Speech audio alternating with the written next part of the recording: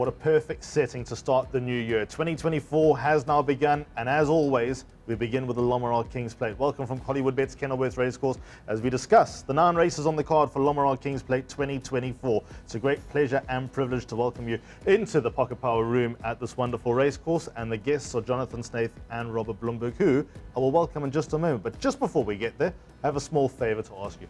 Please to subscribe to this channel, to Cape Racing. Don't forget, all the content that you desire will be on here. And don't forget to also tell us what you want, and we'll do our best and we'll endeavor to bring you everything that you might want and might need as the months go by. There's so much going on, there's so many reasons to be part of it, and this is just your one-stop avenue to get all the information that you require when it comes to all things Cape Racing.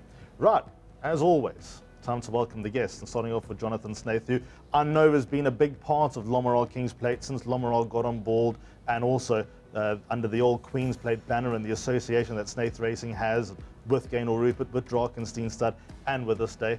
What does this mean on a South African spectrum, to a Snaith Racing spectrum, to a Cape Racing spectrum? It really is the day of all days, isn't it? If you just look at the race itself, Alistair, you know, it's a Group 1 weight for age mile, probably the strongest race in the country. And if you look at the results over the 100-odd years, I mean, just the best of the best win this race. There's very seldom do you find a horse that's not at that highest level winning this race. And to have the injection, the blue and white injection, just phenomenal. I mean, it's, you know, arguably the most prestigious race day in South Africa. And, you know, the flood and blue and white that come into here, and just a glorious day. And with the rejuvenated Kenilworth, I mean, I think this could be one of the best years yet. Yeah, certainly looking forward to it. I cannot wait to get you on Saturday. And Robert Bloomberg, you've seen so many versions of the Lommeraw Queen's Plate, now known as the King's Plate, obviously. I want to ask you about your great memories of this great race. What really comes to mind? What are the names that really roll off the tongue when you think of this great race? The answer to that is obvious, Ali. I won this race with Winter Solstice. So that was obviously a major thing for me. It's always been a case of the 3 biggest races being the July, the Met, and the Queen's Plate. In my own mind, races that I would like to win. Managed to win 2 of them. The Met remains elusive. But as Jono said, this race is steeped in tradition. There are no horses that win this race that are not champions. It's been shown time and time again. And I reckon if a fancied horse wins this, it'll be no exception this year again. Yeah, it is a stallion maker, and there's a great Lommeraw Kings Plate promo that will hopefully ruffle a few feathers and make you realize exactly the great history of this race. It's the 163rd running of the Lommeraw Kings Plate this year. Are we going to have the Charles Dickens See It Again showdown that many expect? Well, Jono Snaith, I'm sure, will have something to say about that. Don't forget there's a Pick 6 carryover attached to this meeting. The target is 5 million rand. That begins in race number 4, but we'll get there in just a moment. We've got to start off at the beginning with race number 1 at 12:25. The Okapi Ladies International Maiden Plate over 1,200 meters, and Snaith Racing is represented by 3 runners, but Robert Bloomberg is represented by 2, by Connery and the US of A. What's your report card on both those 2 horses? What are your hopes here, Robert? Ali, firstly, I must just say that I initially thought it was a pleasure to be on the show until Jono told me I was dressed like a hobo. But at least I didn't confuse this show as being a cocktail party, judging by his attire. But I must say up front that Jono and I haven't discussed anything at all. There are quite a few Snaith horses I think are really big runners on the card. The Snaiths are synonymous with if I can call it, setting up horses for the big race days, and I think this race day will be no exception. This ladies race, I've narrowed it down to 4, possibly 5 horses that can win this race. The unknown horse to me is the Gavin van Sale Whistles on Fire, who was beaten a short head on debut. El Dracha, that won the race, took 12 runs though to win its maiden, albeit that it ran a fairly decent 3rd thereafter. The horse that ran 3rd, the Shepherd, has followed up with back-to-back wins. So that 4 might be reasonable, but it's very hard to give an assessment on the horse's chances. My mate Tony Rivelin's daughter Danielle rides. She finished 2nd in this race last year. I don't think she has won a Work Riders as yet. If you look based on the local horses and just on form, the form horses would be the 2 Snaith horses, Gravity and Noonday Gun. But I think if you delve a bit deeper, you will see that there is a line of form with my one horse Connery, who on the run to Raff's Rocket actually finished in front of Noonday Gun, and 3 runs ago on the run to War Chariot finished 3.7 lengths ahead of Gravity. So if you think that Gravity and Noonday Gun are runners, which obviously they are, you can't discount Connery. You can draw a line through his last run. We tried the 1400 again.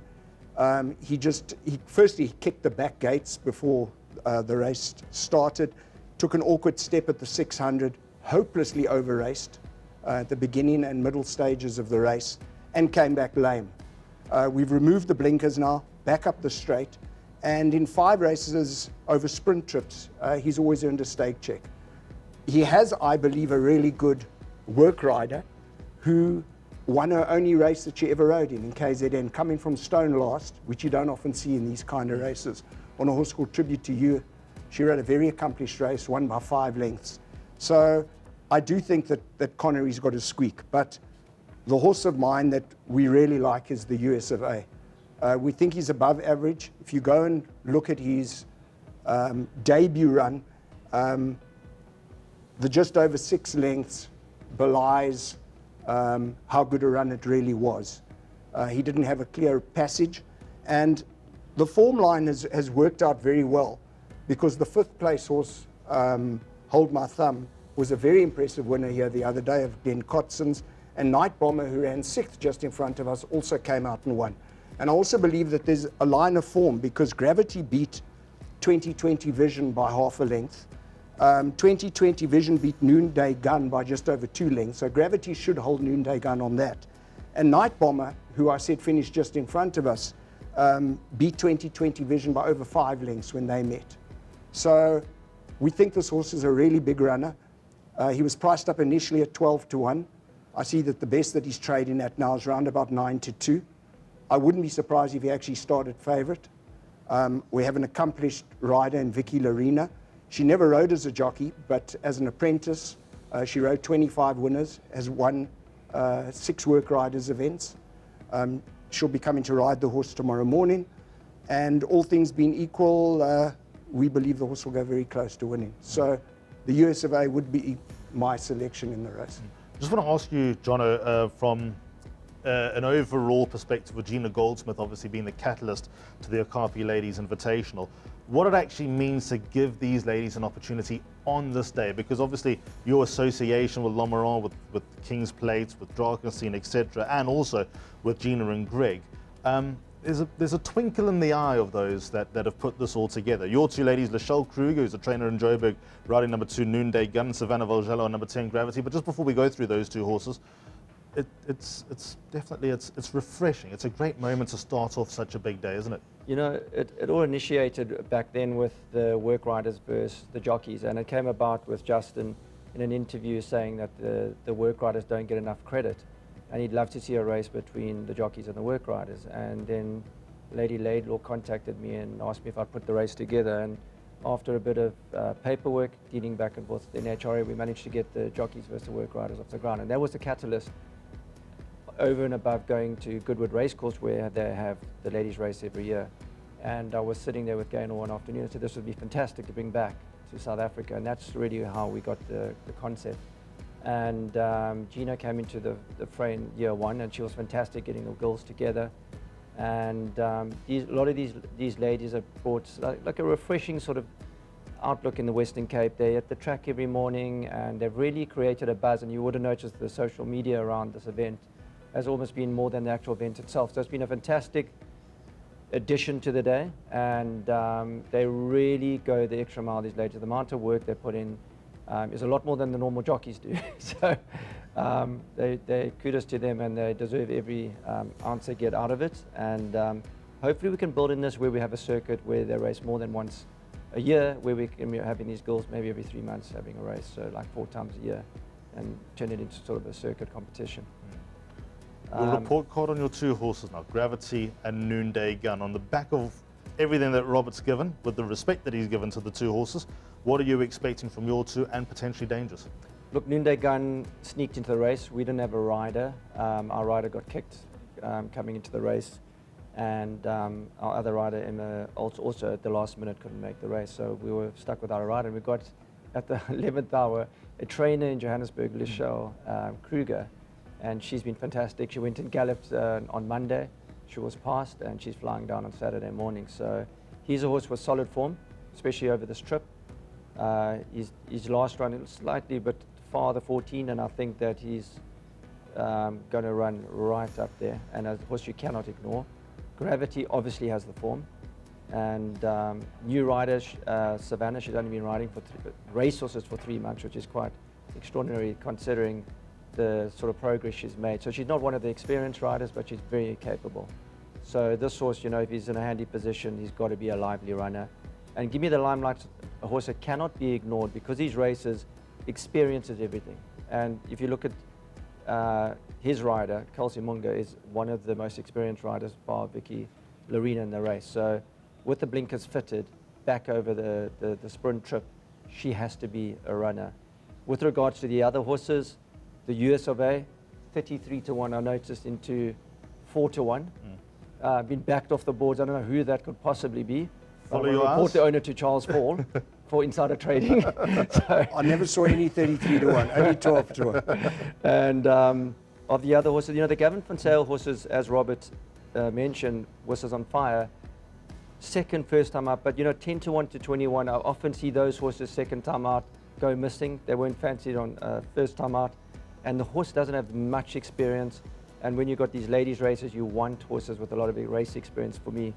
So that might battle, although it's one of the favorites. So for me, it's quite an open race. It's an open, you know, you've got to go for the riders' experience. And I think that's what I would advise punters to do. I wanted to get to Give Me the Limelight isolated her, but now that we've done all that, let's move on to race number 2, the first leg of the bipod at 1 o'clock. It's a Trippy Stakes over 1,000 metres. John, I'm going to start with you. 2 runners represented by Snaith Racing. Roman Agent put up a lovely debut. Obviously a well-bred son of Vercingetorix, ran second to the hugely potential packed Lion Rampart. And then number 11, Unbaldi, who finished behind Roman Agent, but looks like he's got a bit of scope. What are you expecting in race number 2? I think Roman Agent's one of the best bets on the card. I think, you know, 4-1 or 5-1 that he was trading is an absolute gift. I think he's already shortened. I think looking at this race, the more I look at it, it's actually not the strongest. I think there's been stronger juvenile races previously, and I think a lot of those horses aren't running here. I know One Stripe is strongly fancied. He was, I thought to be corrected, but it was about a 1.4 million rand on the unbroken sale in November. So it's got to be respected. I see there's been some money for him already. And Unbaldi, very capable horse and could easily pop up. But I think it's going to be very tough for him to beat Roman Agent. I think he's a very decent sort, and I think he'll take a lot of beating. Any word out on your side, Robert? I'm all in on Roman Agent. I thought 5-1 was a monumental markup. 5-1, 9-2. Horses trading at 5-2 now. I think he'll start shorter than 2-1. There are a couple of lines of form. I thought that the biggest danger was the only filly in the race, Sweetie Darling. I know there haven't been many juvenile races, but the form is certainly mapped out. Sahara Cat ran second to her. It was an impressive winner. Lion Rampart ran fourth, beaten 1.2 lengths, giving her £5. And bearing in mind that Roman Agent was beaten 1 3/4 lengths by Lion Rampart, but at level weights. And then Handsome Prince, who was an impressive winner of yours here the other day, came from the fillies race as well. He ran fifth, beaten just under 2.5 lengths. So you have to respect Sweetie Darling. The difference being that she won over 800 meters. And I would think the way Roman Agent was doing his best work late, the 1,000-meter trip will probably suit him better. I do know that Glenn is quite bullish about Sweetie Darling. And he also made mention of the fact that they have a first-timer that they think is a bit of a bullet called Sound of the Sea. But I think you're going to have to be pretty good to beat the horses here with experience. And I'm definitely siding with Roman Agent, mainly on the basis that Sweetie Darling now has to carry that £2 penalty for the win. But I do think she's the danger. Okay, so there's a lot to work with in race number 2. As we go on to the third race, the start of the place accumulator. Now, this might not have stake status, the Franschhoek Motor Museum Winchester Sprint Cup over 1,000 meters. However, we have a few Grade 1 winners in the form of Thunderstruck, Rio Quirari and Isi Vungu Vungu in this race. and a lot of up-and-coming youngsters in the form of Ready to Charge and Outlaw King. We also got a former feature race winner in the form of Bereave in here too. I'll get to Jono in just a moment and chat to him about Rio Quarari and Hunting Trip. I want to start off with you though, Robert.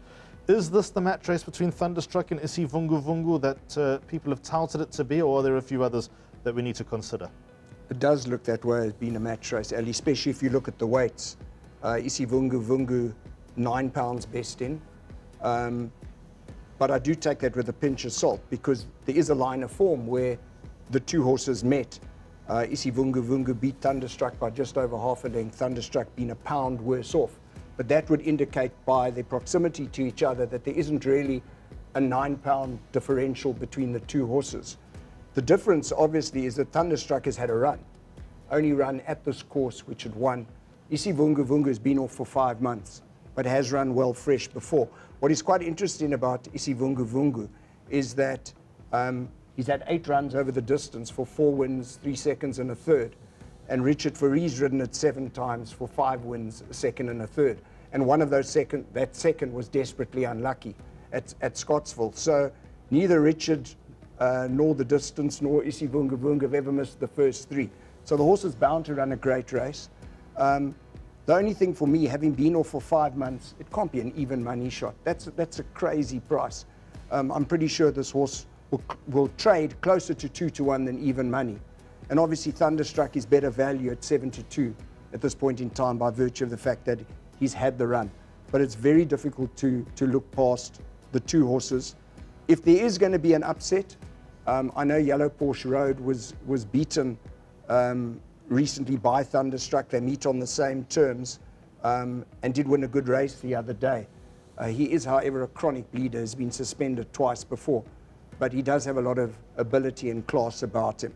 But all things being equal, it looks a match race, and I wouldn't look beyond the two horses with preference for Isi Vungu Vungu. Yeah, Isi Vungu Vungu, the winner of the Computer Form Sprint and the Mercury Sprint, and now looking to conquer Cape Town. Jono, Rio Quarari, former Grade 1 winner, easily the highest earner in the race.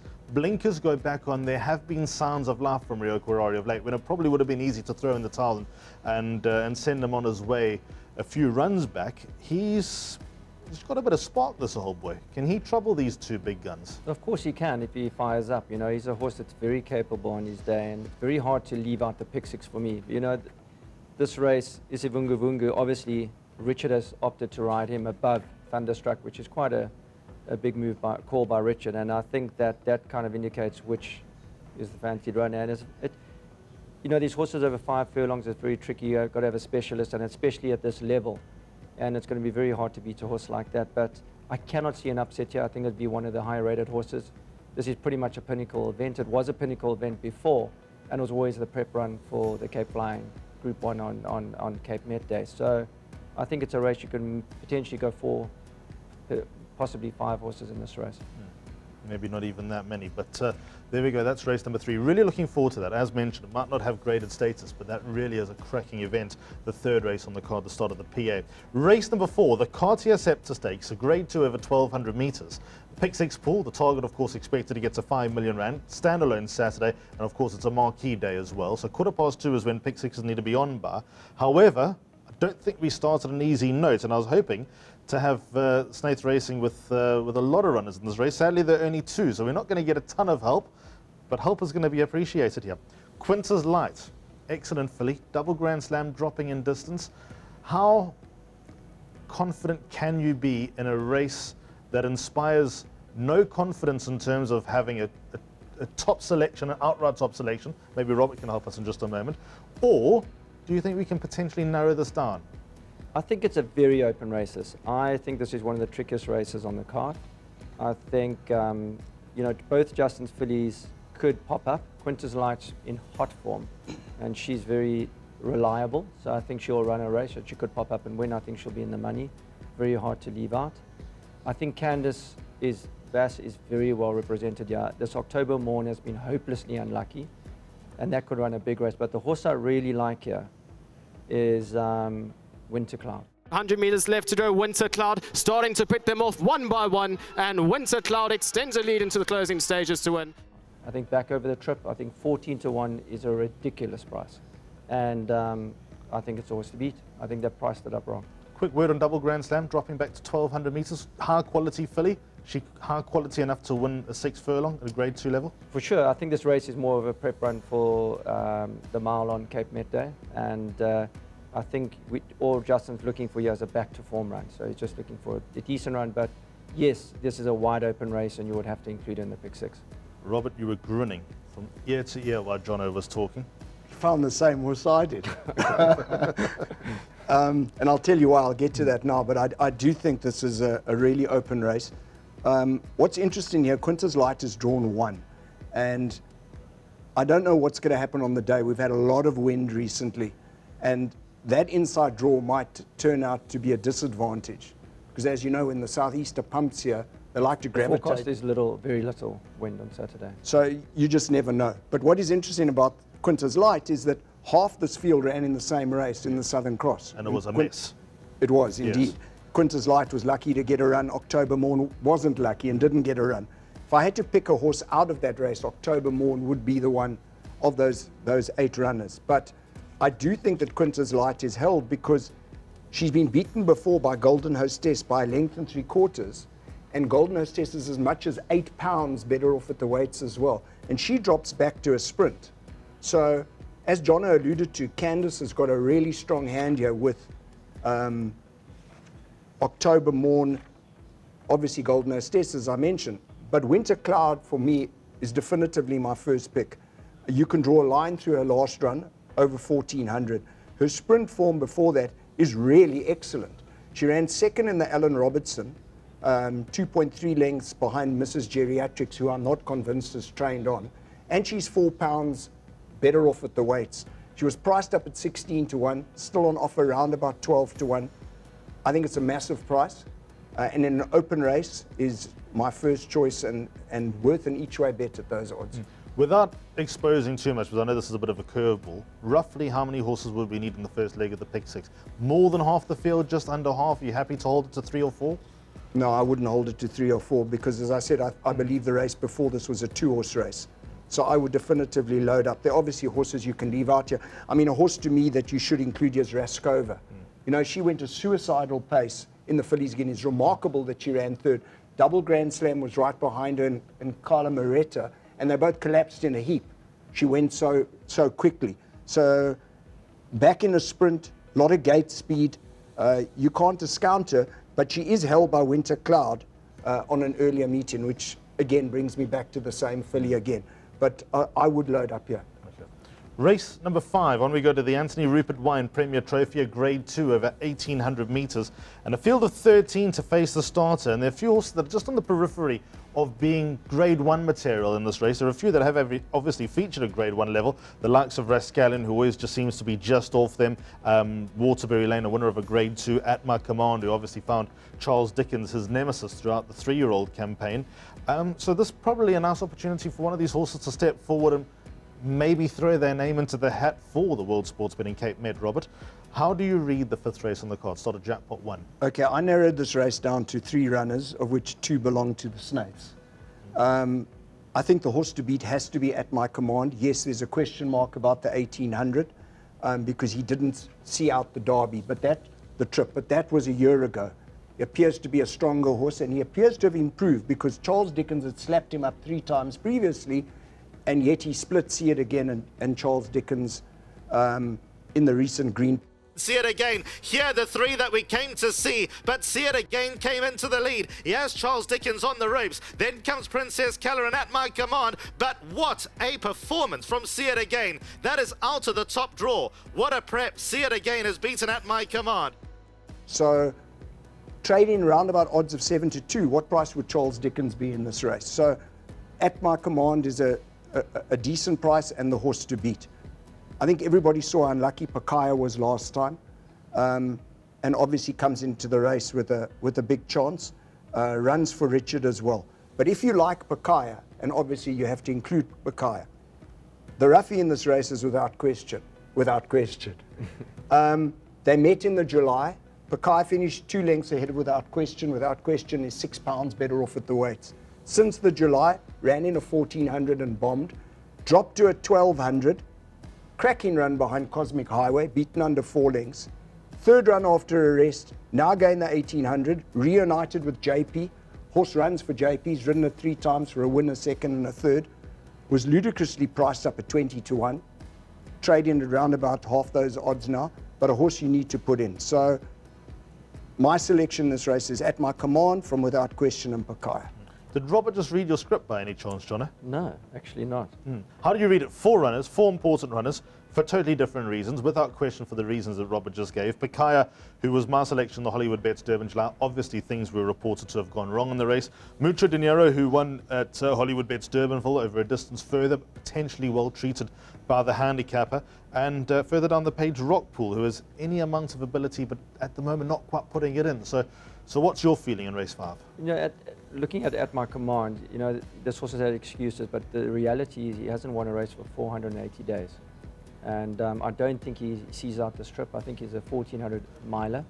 And this is going to be quite a fast pace in this race. It'll be a true run 1800. So he might get caught out here. I think Justin's got an extremely strong hand in this race. I agree with Robert without question. He's a lurker.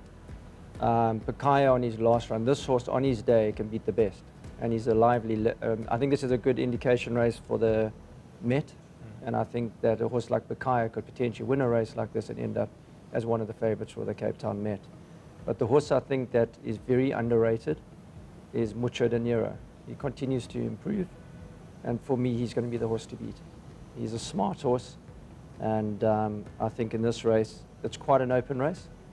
But I think from Justin's perspective, that would be the horse to beat. Very interesting indeed. Son of twice over. Mucho Dinero, he gets the services of Grant Fanico. Now we go on to the Grade 1 races. The Cartia Stakes over 1,800 metres. Another race steeped in tradition. Yes, we give all the attention, all the kudos to the Lombard Kings Plate, and rightly so, for a race that's lasted 162 years and going on to edition 163. But the Cartia Stakes also has an unbelievable roll of honour. Top fillies and mares win this race, and obviously, as the name suggests, when they do get into the paddocks, they become seriously valuable broodmares. So that is the value, that is the status, and that is the stigma attached to this great Grade 1 race for a stake of 1 million rand. Now, Snaith Racing has no runner, but you can now look at this with an objective eye, Jono, before we get over to Robert. How do the 3-year-olds stack up here? Beach Bomb and Red Palace. You know, Red Palace's run in the Hollywood Bets Cape Guineas was absolute ripper behind your horse Snow Pilot, who we'll get to obviously on the Lombard Kings Plate. We've got the reigning horse of the year, Princess Colour. Now, I don't want to open old wounds, but 12 months ago, Captain's Ransom came in here, reigning horse of the year, and she wasn't quite the same filly. Now, parallels are being drawn with her and Princess Colour, although no doubting their record, their ability, the amount of Grade 1 races, seasons that they came off. Do you think the steam might have just dropped out of Princess Colour and that opens the door for these 3-year-olds, or are we going to go with a tried, tested, proven, older filly who's beaten the boys at weight for age level before? Look, I think this filly of Candice Red Palace is unknown. I know, I've heard the whispers that they think it's something special. And that was backed up in the Guineas. I think it ran an extraordinary race against the Colts. And she did everything but win. And if something's going to beat Princess Colour, I'm sure it's going to be this filly. And, you know, if Princess Colour brings that Champions Cup form that she brought last year, it's race over as far as I'm concerned. But is she running at that level? We know what she's capable of over 1,800. And, you know, Beach Bomb, I'm not quite sure, would get this trip, although she is the Guineas winner. But I think as far as Candice is concerned, I would think a favoured runner is Red Palace. And I think, for me, if you just go those 3 horses, you're safe as houses. You'd like to think so, Robert. How do you read it? I know the way that you think. You would initially lean towards Princess Colour. But as Jono says, is she running to the same level that she was 6 months ago? Is she as a compelling an opportunity to pick up another Grade 1? This was always the target, by the way. Even at the end of champion season in Durban, the Cartier Stakes was always her target this season. So with that in mind and knowing how Sean Terry preps a horse going into the target, or do the 3-year-olds deserve as much respect as Jono and myself are giving them? Well, does she have to run to that level to win this? No. I mean, she's rated 10 pounds above Beach Bomb and a massive 19 pounds superior to Red Palace after Red Palace had picked the run in the Guineas. So Red Palace is going to have to run to an extraordinary level that she's never run to before in order to beat Princess Colour. Yes, Princess Calla, after that layoff, beaten in the sprint, surprisingly by King Regent, but was hardly disgraced. Hit the front in the green point, and then ran out of puff. Third run after a rest.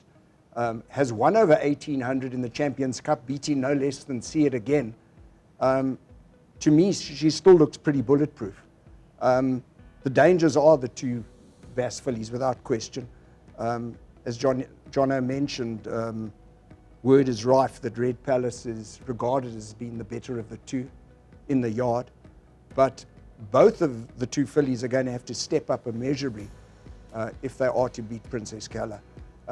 She was marked up initially at 9-20 by a certain bookmaker, who I won't mention their name, but part of the name is a Brazilian footballer who plays in the Premiership. But 9-20 was a ridiculous price, trading around about 6 to 10 at the moment. I think she'll trade better. I think he'll get 8 to 10 comfortably, but I do think she'll win.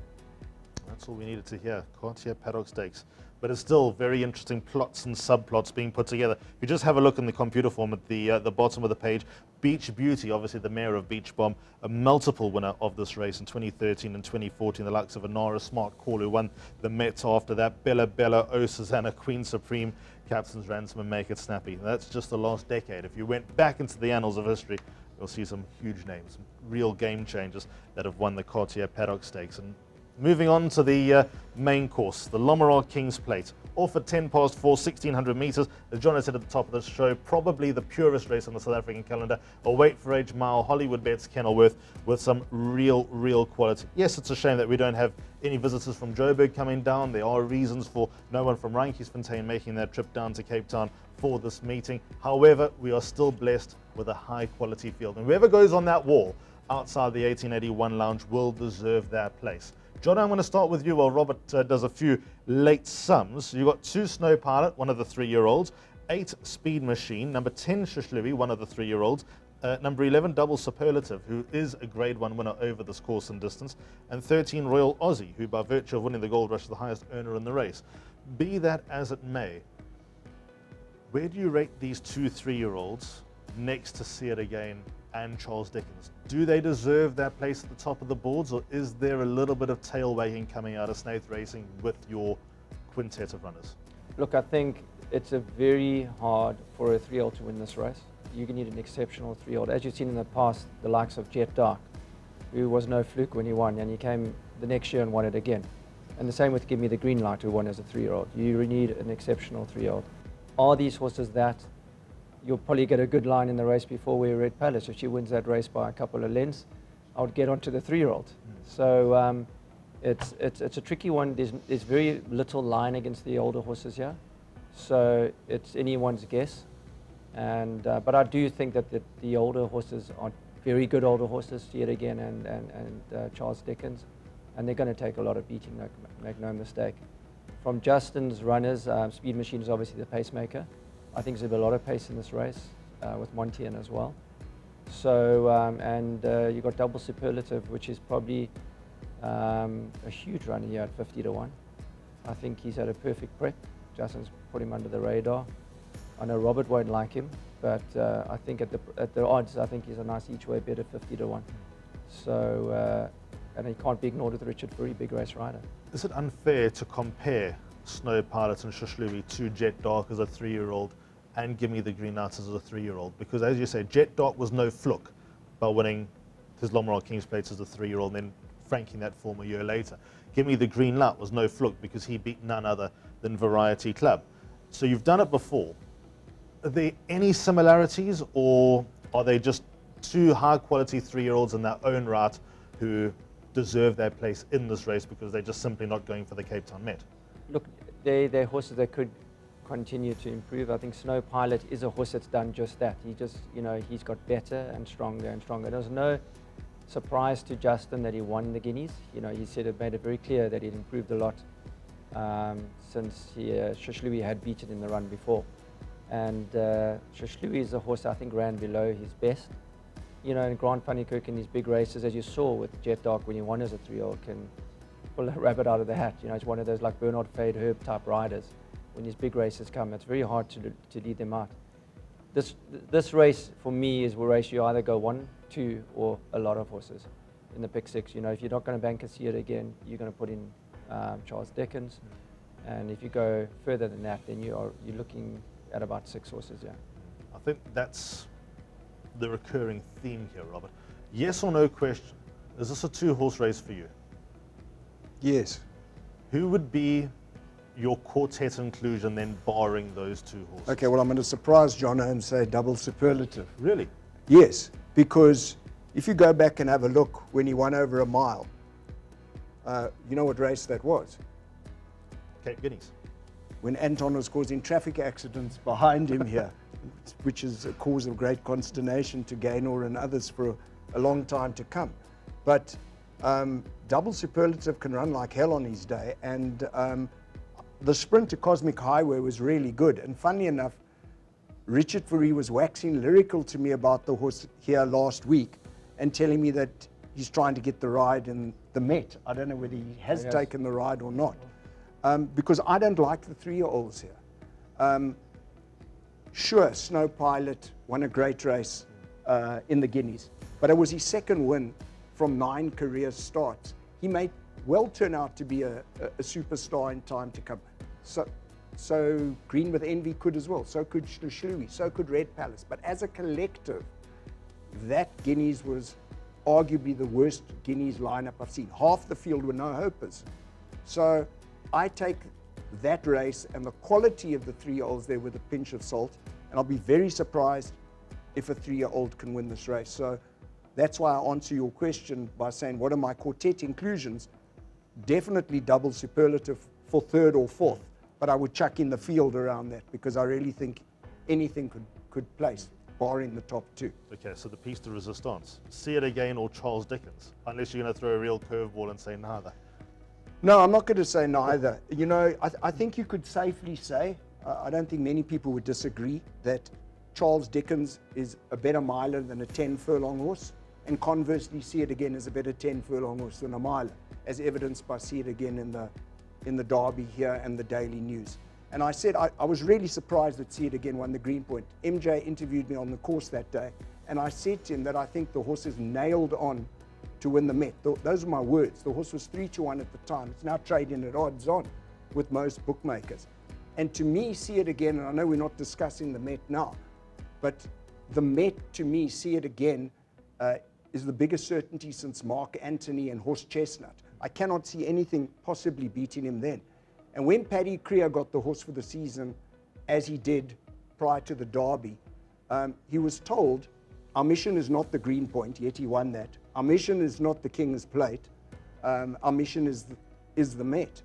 But having seen how he won the Green Point, it's very difficult to go against him. You know, Charles Dickens, granted, as I said, is probably the better miler, but Aldo's come in for a lot of criticism, rightly or wrongly, for his ride on Charles Dickens in the Queen's Plate, in the Derby, and in the Green Point.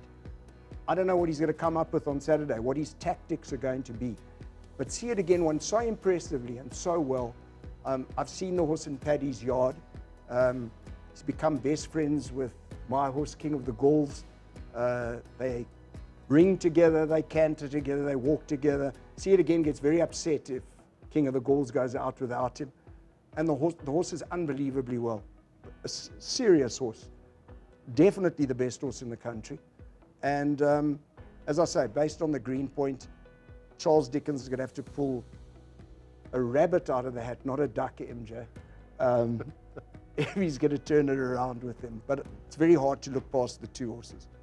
Okay, so there we go. See It Again to potentially join Do It Again, who is on that wall outside the 1881. Let's go on to race number 8. The dust will have settled on the Lombard King's Plate as we now go on to the Jet Dark Stakes of Class 3 over 1,200 metres, a big field of 16, and to be fair, the hardest race on the card, certainly in my eyes. Between that and the Scepter Stakes, John, I want to start off with you because you might help simplifying this, or can you? 3 runners, 2 Steinbeck, 5 Tough Terrain, who won with contemptuous ease last time out, and 15 Gimme Lightning.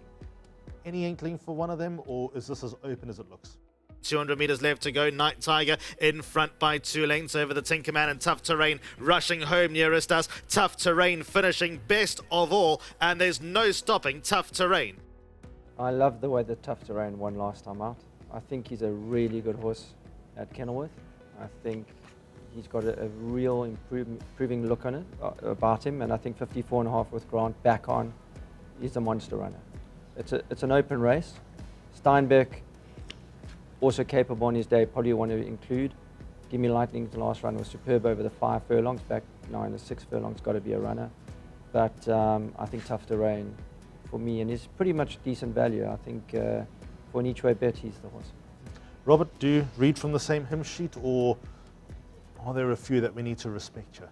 I agree with both of you for different reasons. Firstly, I think it's the hardest race on the card. I'm not going to spend too much time on this race, but my first pick is definitely Tough Terrain. I thought the horse won a remarkable race last time. I was wondering what Grant was doing. The horse was cantering at the back of the field. I thought, well, when you're going to let this horse go and how are you going to find a run? And I mean, it went from last to first in strides and in second gear. It was really, really impressive. So he's got to be the horse to beat. I think the danger is USA's Hope, not because he necessarily ran second to King of the Gauls here, but he's got excellent form over the course and distance, 4 runs for 2 wins and 2 seconds. And if you look at Cafe Culture, who's done absolutely nothing wrong, and he's going for 4 on the bounce, USA's Hope is £10 better off for a 3-length beating, and in fact is £6 better off, or £4 better off with Gimme Lightning, who only finished a neck behind it when Cafe Culture won. So to me, my first pick is Tough Terrain. My second choice is USA's Hope, and after that, I think you can throw a dart. It's that open. All right, so that's the penultimate race on the card. As we now move on to the last, and this is the glorious Goodwood Chairman's Cup. Over 2,500 metres, 20 past 5 is off time of the 9th and last race. Robert, I'm going to kick off with you. A field of 12 faces starter. Obviously quite a lot of form coming out of the last day's race that was held here at Hollywood Bets Kenilworth, that was won by Aragosta, beating Razor Hallelujah. Do you think things can work out the same way this time around? Aragosta coming in similar weight terms with those horses that he beat, or do you think there were a few that were catching your eye in behind that might give him something to think about? Ali, Aragosta would be the horse to beat, because as you correctly say, he made light work of 62 the other day, but this is the kind of race where anything could actually really win. If you have a look, the lines of form with Aragosta and Nabras, where Nabras holds Aragosta. Aragosta beat Nabras in the consolation by 4 lengths, but Nabras is as much as £7 better off. And then Nabras beat Aragosta by 5 3/4 lengths in the Gold Cup, and is also better off at the weights. But Nabras is a 7-year-old. Then you look at the run with Nabras and Future Swing. There's nothing in it. On, if you want to call it Master Redoubt or Master Redoute, people seem to differ with that. Future Swing's got absolutely no weight to carry again. And of the Snaith runners is probably the horse that I have preference for. I know, having said that, one-way traffic will probably come and bite me, but I've given up on him. He's let me down so many times. I don't think my bank manager would be pleased if I backed him again. So in a wide open race, I think Aragosta is the horse to beat, with Future Swing the danger, biggest danger. Jono, 4 runners here, 2 of them trying this type of trip for the first time. 1 triple time and 5 Future Swing. Let's talk about those 2 first. Is this trip in their grasp? Look, Future Swing on paper looks like he's crying out for this trip, but you never know until you try them.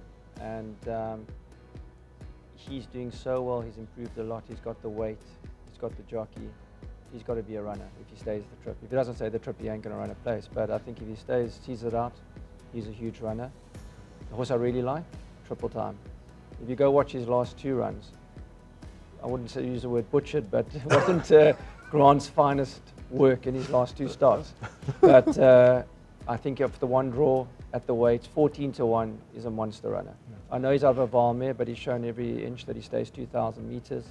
I don't think this extra trip will be a bother, and I think he's a huge runner. What about the 2 horses from the yard that have proven themselves over this distance? I'm going to take you both on with the Snaith horses, and I'm going to go with one-way traffic this time around. And also number 11, The Future is Bright. I love what one-way traffic was doing late last time out.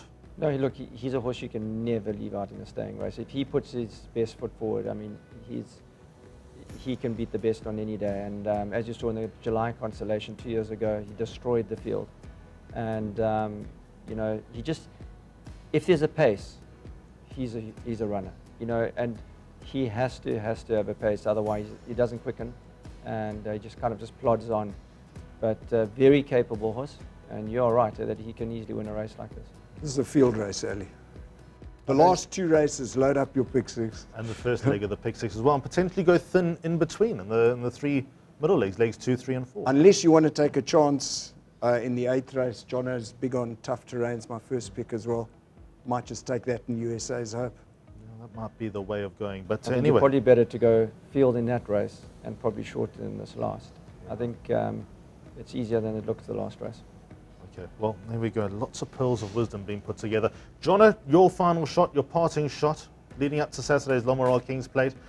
Obviously, this place is going to be humming. It's a day of class. There's nothing quite like it on the South African racing calendar. It's class, it's royalty, it's tradition, and all that as well.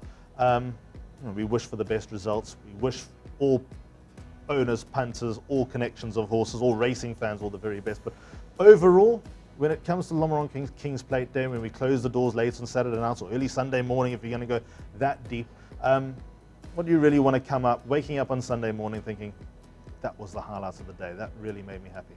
Highlight would be Robert not coming like he's dressed to going to the Cape Town 10s. Would be the highlight.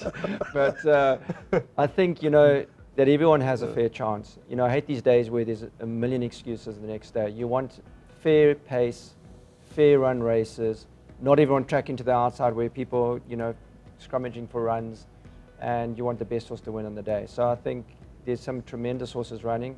It's going to be a great day for sort of the Met Day sort of preps.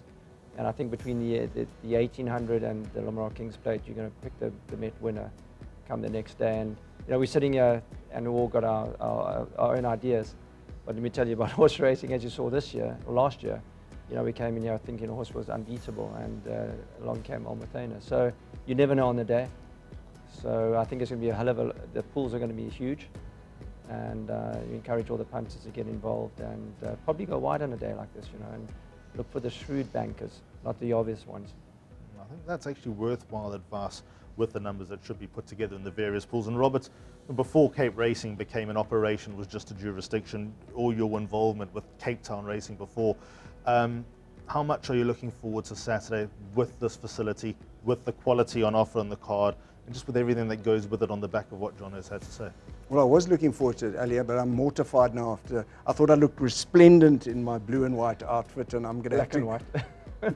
More. Look, it's actually blue, but I'm going to have to go off and take a double dose of industrial strength Prozac after this, just to calm my nerves. But I would, on a serious note, I would really encourage everyone to come here and see what Vlad the Impaler has done at Kenilworth. It is really quite remarkable what the man has done here. It's something worthwhile to behold. Yep, and I couldn't agree with that anymore. So that's a wrap. Big thanks to Jono Snaith and to Robert Bloomberg for their time previewing the Lomoral Kings Plate 2024.